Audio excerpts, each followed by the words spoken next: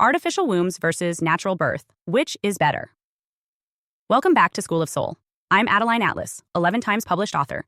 And today we're putting the two worlds side by side, machine-made babies and human-born babies. Because the narrative being built is that artificial is better, cleaner, safer, more advanced, that the womb is outdated, inefficient, and unnecessarily dangerous. And slowly but surely, the framing is shifting. It's no longer about offering options. It's about redefining what's considered good birth in the eyes of the system. And make no mistake, if artificial wombs become the default, natural birth will become the risk factor. Let's talk health outcomes first. The biggest argument in favor of artificial wombs is the reduction in premature births. Preterm complications are one of the leading causes of infant mortality worldwide. Artificial wombs are designed to offer a perfect, uninterrupted gestational environment. No alcohol, no stress, no accidents, no nutrient deficiencies, no chance of the fetus being harmed by the mother's behavior, body, or environment. On paper, it sounds flawless. A pod doesn't get overwhelmed, doesn't bleed, doesn't panic, doesn't make mistakes. The fetus is monitored 24/7 by machines that never sleep. If something shifts, it's adjusted instantly. Now compare that to the human womb. Nature is unpredictable. Women's bodies are different. Diet, environment, emotion, genetics, all of it plays a role in fetal development. Birth itself is full of unknowns. Pain levels, positioning, timing. There are risks of tearing, hemorrhaging, C-sections, trauma to both mother and child. And still, in all of its chaos, natural birth remains the most ancient, sacred process of life. It is a spiritual initiation, not just a biological event. The body remembers how to deliver. The soul remembers how to arrive. And that's the part the system refuses to factor in. Because here's what artificial wombs can't measure: energetic imprint.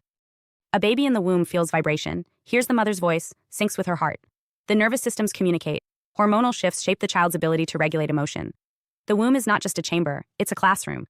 It's where the soul begins to learn safety, rhythm, and the unseen language of connection.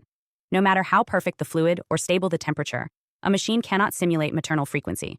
It cannot replace the invisible bond created through 9 months of shared biology. That bond is not optional.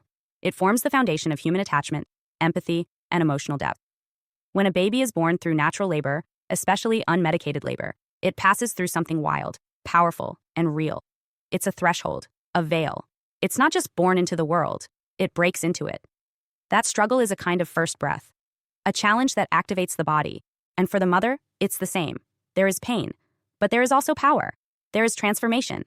There is a primal remembering that modern medicine has tried to numb out of existence.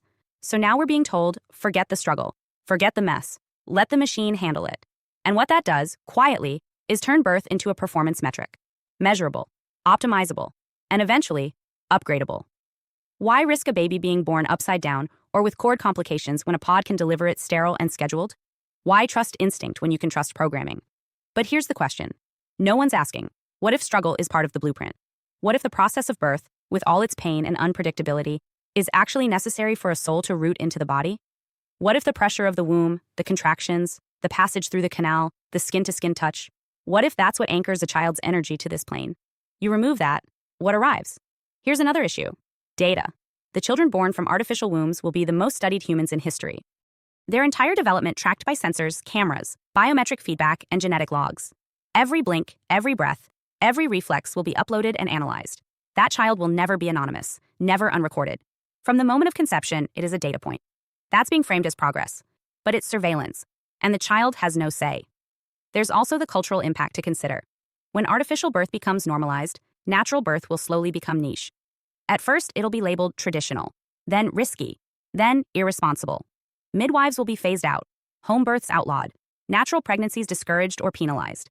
And eventually, the ones who still choose it will be seen as rebels, radicals, even selfish. And you'll start hearing terms like birth privilege, unregulated pregnancy, or unsanctioned gestation. People will say things like, why would you risk that when you could just use the pod? It's already happening. There are whisper campaigns framing artificial birth as more ethical, more inclusive, more progressive. They'll say it levels the playing field. No more inequality in prenatal care. No more maternal death. No more gender imbalance in parenting. But what they won't say is that all of this comes at the cost of mystery, divinity, and human bond. The baby becomes a project. The process becomes a product. And the parents become users. We are being conditioned to believe that ease is superior to depth. That convenience is safer than connection. That machine perfection is better than the wild wisdom of the body. But not everything ancient needs replacing. And not everything newer is better. Nature isn't flawed. It's sacred. The mess of birth isn't a design flaw. It's the signature of real life. and we are being asked to trade it in for something sleek, silent, and soulless. Artificial birth will win the argument in medical journals, in labs, in datasheets. It will show fewer complications, fewer surprises, lower mortality rates. But that's not the full equation. What's missing is the soul. What's missing is the human becoming. And when that gets removed, what we're left with might look like a child, but something essential may not be present. So before you decide which is better, ask, better for who? Better according to what definition? Because if the measure is safety, the machine may win. But if the measure is spiritual bond, emotional imprint, and sacred rite of passage, there is no substitute for the womb. There never was. Hi, I am Adeline Atlas, 11 times published author, and SOS, School of Soul has a brand new series, the AI and Future Technology series.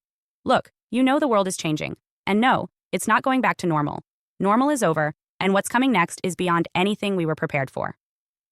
The School of Soul, AI and Future Technology series includes 319 videos on 1. The Download Society, How Data Has Replaced Destiny. 2. Predictive Future, Your next moves aren't random, they're forecasted. 3. Social Credit Systems, The Behavioral Economy Now Governs Access. 4. Hive Mind, Synthetic Telepathy and Collective Algorithmic Control. 5. Nanobots Inside You, Medical, Military, and Programmable Intrusions. 6. Grief Tech, AI-Fueled Digital Resurrection and Simulated Comfort. 7.